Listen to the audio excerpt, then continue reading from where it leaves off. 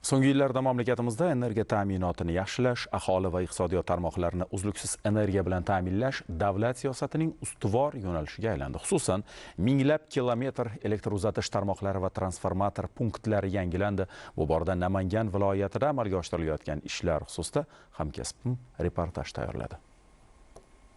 Energetika. O'zbekistonning avvalgi sharoitida bu tizimning to'laqonli tasavvuri uchun katta kamchiliklar xalal bergan doim. Bugun bu tizim o'z nomiga munosib darajaga yetdi. Bu borada davlat rahbari tomonidan boshlangan ulkan energetik siyosat hududlarda ayniqsa katta o'zgarishlar asosi bo'ldi. Namangan viloyatida 2017-yildan 2025-yilgacha soha islohoti uchun 539 milliard so'm mablag' ajratilgan. Buning hisobiga qariyb 6000 kilometr yangi tarmoq, 100 lab podstansiyalar, 2000 dan ortiq transformator punktlari o'rnatildi.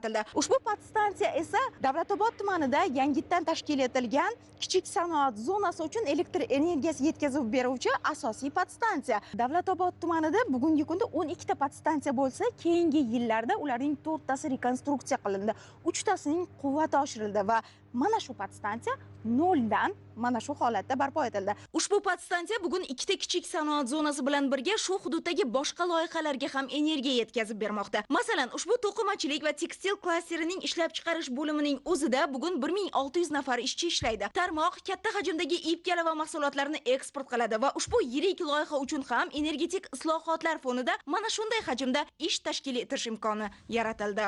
Oldilari haqiqatda bizda energetika bilan, ayniqsa shu elektr energiya bilan muammolar bo'lardi. Bu uzilish albatta mahsulotning sifatiga, soniga juda ham salbiy ta'sir ko'rsatardi. Yangi loyiha qilganmiz, qiymati 185 million yevrolik. Bu dastgohlarga uzluksiz elektr energiya kerak. Yonimizda mana bu yerda alohida elektr energiyasini uzluksiz yetkazib beradigan shu podstansiya qurib berildi.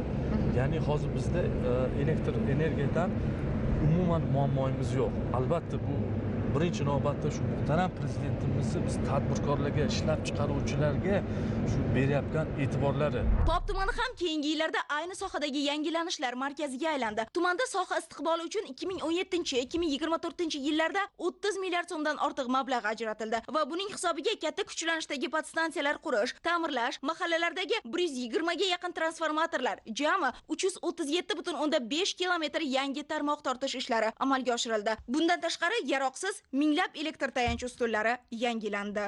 Bu Pop tumanining Chig'anoq mahallasi. Viloyat markazidan e'tibor qiling 75 kilometr, tuman markazidan esa 20 kilometr olisda joylashgan Namanganning eng olis chegaradosh hududi. Shu mahallani o'zida 28 kilometr yangi tarmoq tortish ishlari, 900 ga yaqin temir tayanch ustunlari va 10 ta transformator yangidan o'rnatildi. Biz hozir shaharlarda ham yaxshi yashayapmiz. Buni prezidentimiz qilyapti-da. Bizga hozir 10 ta yangi podstansiya qo'ydi. Ilgari eskilarda foydalanib, ular tashlavardi, boshqa qilardi. Endi quvonib o'tiribmiz. Bilib turibmiz, sharoit bor hamma narsa. Prezidentning qilgan ishlariga juda bir minnatdor bo'lib, hammasi rahmat aytib, ularga duo qilib turibmiz biz ham. Prezidentimiz 330-qaror bilan pul ajratib berdi. Buni sharofati bilan mana simyog'ochlar tortildi. Mana shu yilning o'zida prezidentimiz 17 milliard pul berdi. Bunaqa mahallam bitta meni mahallamda o'ziga. Mana bunaqa narsa hayotda bo'lmagan. 860 ta bitta mahallaga istalba qo'yilgan. Hozir meni mahallamda bir dona ham istalba qolmadi, eski istalba. 10 ta transformator hech jahonda berilmagan. Prezidentimizning shu g'amxo'rligi bizga. Shuningdek, prezident qarori asosida ayni kunlarda tumanning 6 ta mahallasida elektr tarmog'i qurish, transformator o'rnatish ishlari olib borilmoqda. Mana oldin elektr energiyalari o'ta yetishmovchilik bo'lgani sababidan xonadonlarda chiroqlar o'chib, qorong'iliklarda o'tirib issiqlik energiyalari yetarli bo'lmas edi. Mana hozirgi kunga kelib prezidentimizning sa'y harakatlari bilan xalqqa bo'lgan e'tiborlari, inson qadrini ulug'layotganlari sababli elektr tarmoqlari yangilanib, svetlarimiz o'chmay, xonadonlarimiz nurafshon, yorug', xohlagan paytimizda mana shu tarmoqlardan foydalanib, xonadonlarimiz fayzga to'lib turibdi. Borgan sari hayotimiz yaxshi bo'lib boryapti. Islohotlar mana shu kabi olis hududlarda insonlar hayotini o'zgartirayotgani bilan davlat siyosatining mazmun mohiyatini to'lig'icha va samimiy ifodalaydi.